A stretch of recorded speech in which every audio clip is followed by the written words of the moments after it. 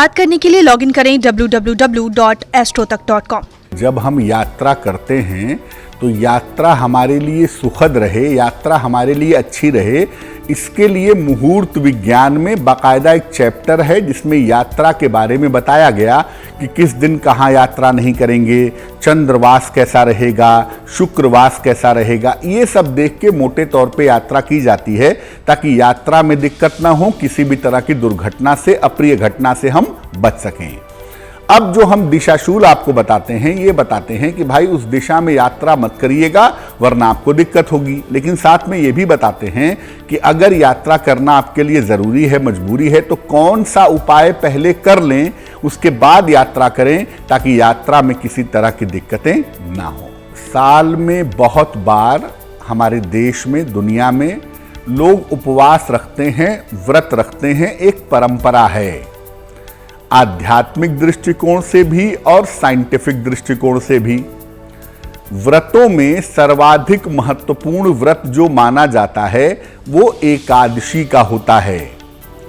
एकादशी का अगर आप नियमित रूप से व्रत रखते हैं, एकादशी आप नियमित रूप से इसका पालन करते हैं, महीने में 2 बार एकादशी आती है, एक शुक्ल पक्ष में, एक कृष्ण पक्ष में, तो अगर आप इसका नियमित व्रत रखते हैं तो आपके मन की चंचलता समाप्त होती है, धन और आरोग्य की प्राप्ति होती है। साथ ही साथ एकादशी का व्रत रखने से सेहत की 2 बड़ी समस्याएं दूर होती हैं। एक, हार्मोन्स की समस्या ठीक हो जाती है और दूसरा जो मनोरोग हैं, जो मानसिक बीमारियां हैं, वो दूर हो जाती हैं। इसीलिए अगर किसी को साइकोलॉजिकल प्रॉब्लम होती है, मानसिक बीमारियां होती हैं, तो कहा जाता है कि एकादशी का व्रत उसको रखना चाहिए। पाप मोचनी एकादशी का व्रत आरोग्य के लिए, संतान प्राप्ति के लिए और पापों के प्रायश्चित के लिए किया जाने वाला व्रत है। अगर आप पाप मोचनी एकादशी का व्रत रखते हैं और पूजा विधान का पालन करते हैं, पूजा पाठ को समझते हैं, कौन सी पूजा करनी है, कौन सी साधना करनी है, उसको अगर आप समझ करके इसका पालन करते हैं तो पूर्व कर्म के ऋण और राहु से संबंधित समस्याएं दूर हो जाती हैं। आपके पूर्व जन्म से इस जन्म के बीच का जो ग्रह होता है उसे दरअसल हम राहु कहते हैं और राहु की समस्या को दूर करना है तो पाप मोचनी एकादशी पर दूर कर सकते हैं।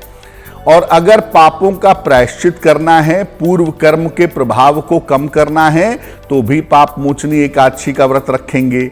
ये व्रत चैत्र कृष्ण पक्ष की एकादशी को रखा जाता है और आम तौर पे गर्मियां इस समय शुरू हो चुकी होती हैं थोड़ी बहुत, तो मौसम और स्वास्थ्य के दृष्टिकोण से इस समय जल का अधिक प्रयोग करने की सलाह दी जाती है कि आप ज़्यादा से ज़्यादा लिक्विड लीजिए, ज़्यादा से ज़्यादा पानी का प्रयोग करिए, तो आपके लिए बहुत अच्छा रहता है।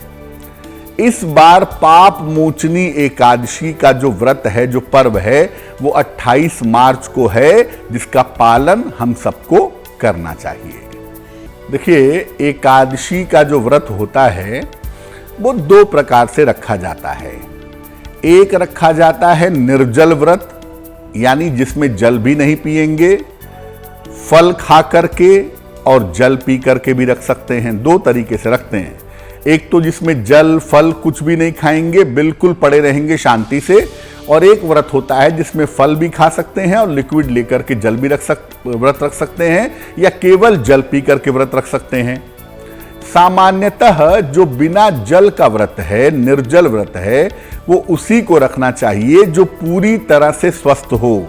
आपको डायबिटीज है, ब्लड प्रेशर की समस्या है, या आप बीमार रहते हैं, तो ऐसी स्थिति में निर्जल व्रत मत रखिए, फल खा करके जल पी करके व्रत रखिए।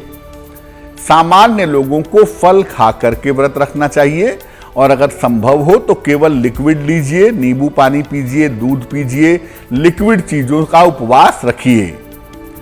इस व्रत में दशमी तिथि को एक बार सात्विक आहार ग्रहण करना चाहिए, यानी एकादशी का व्रत है तो दशमी पर भी आप सात्विक भोजन खाइए, वो ज्यादा बेहतर होगा।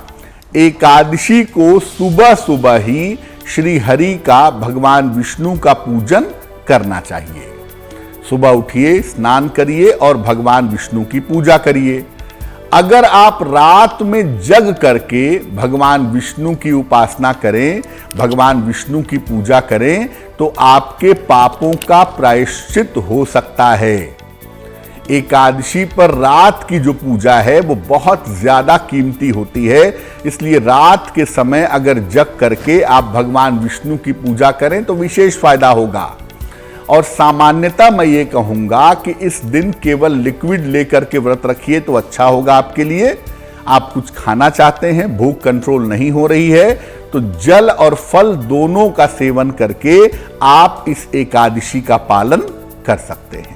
जब आप व्रत रखते हैं ना, तो व्रत रखने में पूजा पाठ तो आप करेंगे ही, भगवान विष्णु की पूजा करेंगे, मंत्रों का जप करेंगे, ये सब तो आप करेंगे ही। लेकिन देखिए, आपको अपने आचरण का भी ध्यान रखना होगा। यानी ऐसा नहीं कि एक तरफ आप एकादशी का व्रत रख रहे हैं और दूसरी तरफ अपशब्दों का प्रयोग कर रहे हैं। तो वाणी पर नियंत्रण रखिएगा, अपने स्वभाव पर नियंत्रण रखिएगा।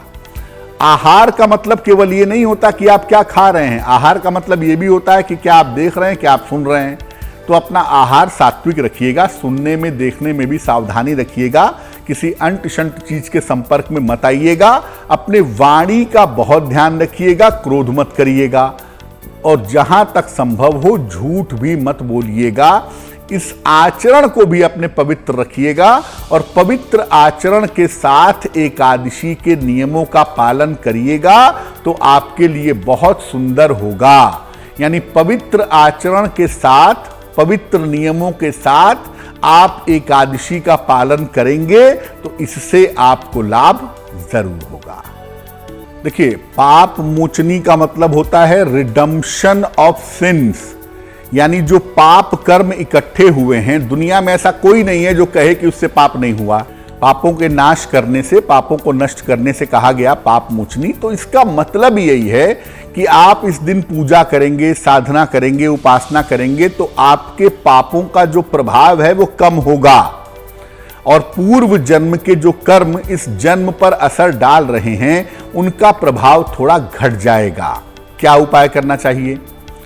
प्रातः काल स्नान करके एकादशी का व्रत रखें और पूजन करें। इसका संकल्प लेंगे कि मैं आज एकादशी का व्रत रखूंगा या रखूंगी और अपने पापों का नाश करने के लिए पूजा करूंगा या करूंगी। इसके बाद सूर्य भगवान को अर्घ दीजिए, जल दीजिए और केले के पौधे में जल डालिए।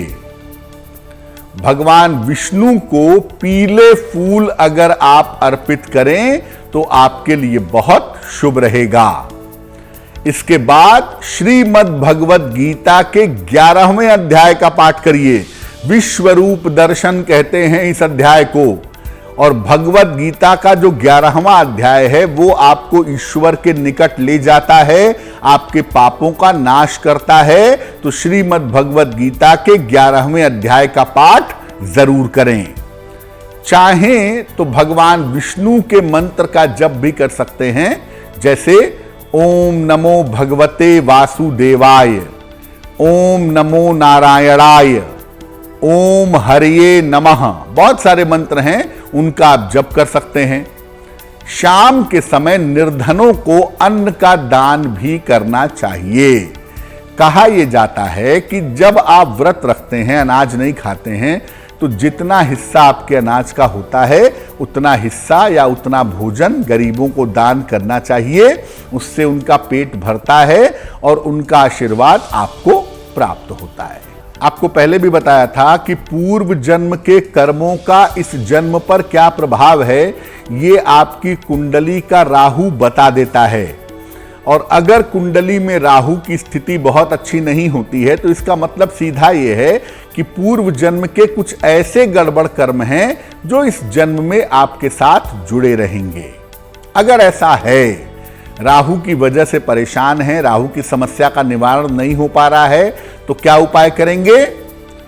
सुबह के समय सूर्योदय के पहले पीपल के वृक्ष में जल डालिए। सुबह के समय पीपल के वृक्ष में उठ करके 1 लोटा जल डालिए सूर्योदय के पहले। दिन भर जल और फल ग्रहण करके उपवास रखिए। एकादशी है, उपवास रखना अच्छा होगा। शाम को पीपल के वृक्ष की परिक्रमा करिए। सूर्यास्त के आसपास पीले रंग का सूत का धागा ले लीजिए और पीपल के तने में लपेटते जाइए। परिक्रमा के साथ कम से कम 7 बार परिक्रमा करिए और यह धागा पीपल के तने में लपेटते जाइए। इसके बाद वहां पर एक दीपक जलाइए, घी का दीपक, और सफेद मिठाई अर्पित करिए। एक पत्ते में या कुल्हड़ में या मिट्टी के दीपक में रख करके एक सफेद मिठाई अर्पित करिए और राहु की समस्या की समाप्ति की प्रार्थना करिए। ये छोटा सा प्रयोग अगर आप पाप मोचनी एकादशी पर करते हैं तो राहु से जुड़ी हुई जो भी समस्याएं आपकी जिंदगी में हैं वो समस्याएं निश्चित रूप से दूर हो जाएंगी। अदिति, होता यह है कि एकादशी से लेके पूर्णिमा तक शुक्ल पक्ष में और एकादशी से लेके अमावस्या तक कृष्ण पक्ष में चंद्रमा की स्थिति विशेष हो जाती है। चंद्रमा बहुत शक्तिशाली हो जाता है। वो शरीर के जल को 70% आपका शरीर जल से बना हुआ है, वो शरीर पर और मन पर गहरा असर डालता है। इसीलिए हमारे विद्वान आचार्यों का कहना है कि आप इस एकादशी से पूर्णिमा तक या एकादशी से अमावस्या तक इस बात का ध्यान रखें कि आप भारी भोजन का प्रयोग ना करें। और चावल एक भारी खाद्य पदार्थ है, पचने में समय लगता है चावल को। ऐसा नहीं कि आप चावल खा लेंगे तो महापाप हो जाएगा, ऐसा पाप पुण्य का मामला कुछ नहीं है। लेकिन ये बात आप समझिए कि अगर आप चावल खा लेंगे शरीर भारी हो जाएगा और शरीर की सारी ऊर्जा खाना पचाने में ही खर्च होगी तो आपका मन एकाग्र नहीं होगा, मन परेशान होगा, नींद बहुत आएगी, आलस्य बहुत आएगा। इसलिए जरूरी है कि एकादशी पर अगर आप खाना खाते ही है, मान लिया भाई आप नहीं रख पाते हैं व्रत, नहीं रख पाते हैं उपवास, पूजा पाठ करते हैं, मंत्र जप करते हैं, लेकिन भोजन आप करते हैं, तो इतना ध्यान रखिए कि जो भोजन कर रहे हैं वो हल्का हो, सात्विक हो, प्याज लहसुन का प्रयोग उसमें ना हो और चावल का प्रयोग ना हो तो बहुत अच्छा होगा, क्योंकि बहुत भारी भोजन नहीं करना है। अगर आपको भोजन करना भी है तो आप करिए, लेकिन भारी भोजन मत करिएगा, हल्का खाना खाइएगा। और अगर आप अनाज ना खाएं, केवल फल खाकर भी काम चलाएं तो आपके परिणाम बड़े शुभ होंगे। मानसिक स्थिति जो खराब होती है या अच्छी होती है वो चंद्रमा की स्थिति की वजह से ही होती है। इसीलिए जब आप एकादशी का नियमित उपवास रखते हैं तो शरीर में चंद्रमा का जो शुभत्व है, जो पॉजिटिविटी ऑफ मून है आपके शरीर में, वो बढ़ जाती है।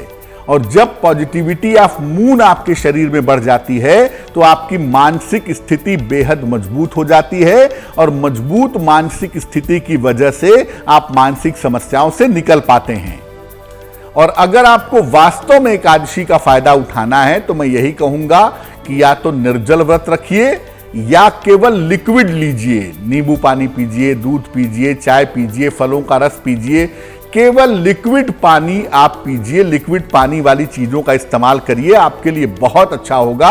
और ऐसा करने से शरीर भी साफ होगा, शरीर भी डिटॉक्सिफाई होगा, शरीर विषमुक्त होगा, आप ज्यादा स्वस्थ रहेंगे, मानसिक समस्याओं की जो स्थिति है वो बहुत हद तक दूर हो जाएगी।